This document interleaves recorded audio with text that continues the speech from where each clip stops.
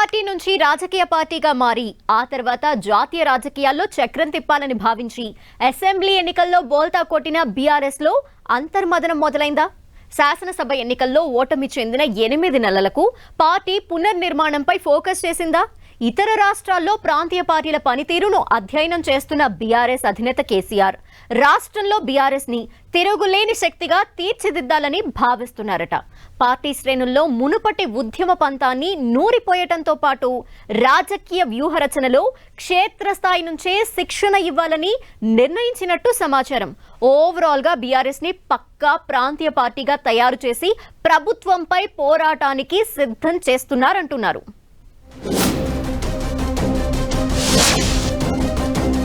ఒక పక్క ఎమ్మెల్యేల వలసలు, ఇంకోవైపు నుంచి తరుముకొస్తున్న స్థానిక ఎన్నికలు, అసెంబ్లీ ఎన్నికల్లో ఓటమితో నైరాశ్యంలో కూరుకుపోయిన కార్యకర్తలు, ఆపరేషన్ ఆకర్షతో తొడగొడుతున్న కాంగ్రెస్ ను నిలువరించాల్సిన అవసరం, అధికార పార్టీ తప్పులను ప్రజల్లోకి తీసుకువెళ్లాల్సిన కర్తవ్యం, టోటల్ గా పార్టీని పునర్నిర్మించాల్సిన పరిస్థితులు బీఆర్ఎస్ లో కదలిక తెచ్చినట్లు కనిపిస్తోంది.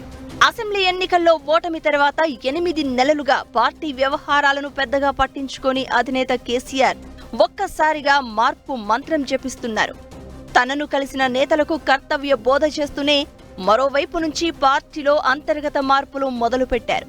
పార్టీని అన్ని రకాలుగా విస్తరించడంతో పాటు ప్రజల ఆకాంక్షలకు తగ్గట్టుగా నడుచుకోవాలని నిర్ణయించి పార్టీ నేతలకు ఒక్కొక్కరికి ఒక్కో బాధ్యత అప్పగిస్తున్నారట.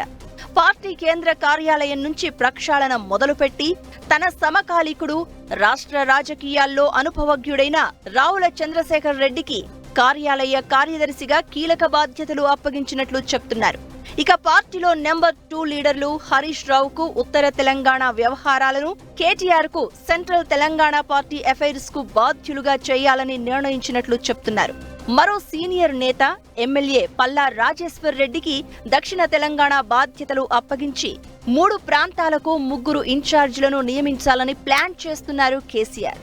దీనివల్ల ఎప్పటికప్పుడు క్షేత్రస్థాయి సమాచారం పార్టీ హైకమాండ్ కు తెలియడంతో పాటు cadre to leader relation develop చేయాలని వ్యూహం రెడీ చేస్తున్నట్లు తెలుస్తోంది.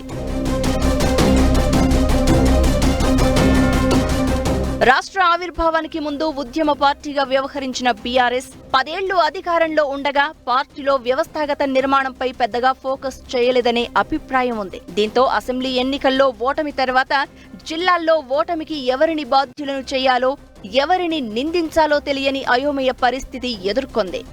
పార్టీలో లోటుపాట్లను తెలుసుకునే యంత్రాంగం లేకపోవడం, ఎక్కువగా పోలీస్ ఇంటెలిజెన్స్ పై ఆధారపడడం వల్ల పార్టీలో ఏం జరుగుతుందనే సమాచారం ఖచ్చితంగా తెలియలేదని అంటున్నారు. ఇదే ఓటమికి ప్రధాన కారణంగా గుర్తించారు కేసీఆర్. ముఖ్యమంత్రిగా ఉన్న సమయంలో పోలీస్ ఇంటెలిజెన్స్ ను నమ్మాల్సి రావడం, కార్యకర్తలు ఏం కోరుకుంటున్నారో తెలుసుకోలేకపోవడం వల్లే వ్యతిరేకత ఎదుర్కొన్న వారికి మళ్లీ టికెట్లు ఇవ్వాల్సి వచ్చింది అంటున్నారు. దీనివల్ల ఎంత నష్టం జరిగిందో ఇప్పుడిప్పుడే తెలుసుకుంటున్న కేసీఆర్ గ్రామస్థాయి నుంచి రాష్ట్ర స్థాయి వరకు పార్టీని పునర్నిర్మించాలని భావిస్తున్నట్లు చెప్తున్నారు. బీఆర్ఎస్ 10 ఏళ్ల పాలనలో ఇలాంటి వ్యవస్థను ఏర్పాటు చేయకపోవడం, ఉన్నా వాటిని పెద్దగా పట్టించుకోకపోవడం వల్ల ఎన్నికల్లో దెబ్బతిన్నామని, ఈ తప్పు మళ్లీ రిపీట్ కాకుండా ఉండాలంటే పార్టీ పునర్నిర్మాణమే ఏకైక మార్గంగా భావిస్తున్న కేసీఆర్ ఇతర రాష్ట్రాల్లో ప్రాంతీయ పార్టీల పనితీరుపై అధ్యయనానికి ఓ కమిటీని నియమించినట్లు చెప్తున్నారు. పార్టీలో నిర్మాణ లోపాలను అధిగమించాలని భావించిన కేసీఆర్ దేశంలోని బలమైన ప్రాంతీయ పార్టీలుగా గుర్తింపు తెచ్చుకున్న DMK, AIADMK, Trinamool Congress, BJD పార్టీల పనితీరు, వ్యవస్థాగత నిర్మాణాలను అధ్యయనం చేయాలని నిర్ణయించినట్లు తెలుస్తోంది. ఇందుకోసం మాజీ ఎమ్మెల్యే బాల్కా సుమన్ ఆధ్వర్యంలో పార్టీ ప్రతినిధుల బృందాన్ని ఇటీవల చెన్నై పంపినట్లు సమాచారం. ఇదే క్రమంలో వచ్చే నెలలో పార్టీ వర్కింగ్ ప్రెసిడెంట్ కేటీఆర్ కూడా ఇతర రాష్ట్రాల్లో పర్యటించనున్నట్లు చెప్తున్నారు. పార్టీ అధికారంలో ఉన్నా, ప్రతిపక్షంలో ఉన్నా కార్యకర్తలను చెక్కు చెదరకుండా చూసుకోవడమే ఈ అధ్యయనం తాలూకా మెయిన్ కాన్సెప్ట్ అంటున్నారు. దాదాపు 60 లక్షల కార్యకర్తల సభ్యత్వం గులాబీ పార్టీ బలం. వీరందరికీ జిల్లా, రాష్ట్ర స్థాయిలో శిక్షణ ఇవ్వడం ద్వారా సుశిక్షితులైన సైనికులుగా తీర్చిదిద్ది ప్రభుత్వ ప్రజా వ్యతిరేక కార్యక్రమాలను ఎప్పటికప్పుడు ప్రజల్లోకి తీసుకువెళ్లాలని భావిస్తున్నారు కేసీఆర్.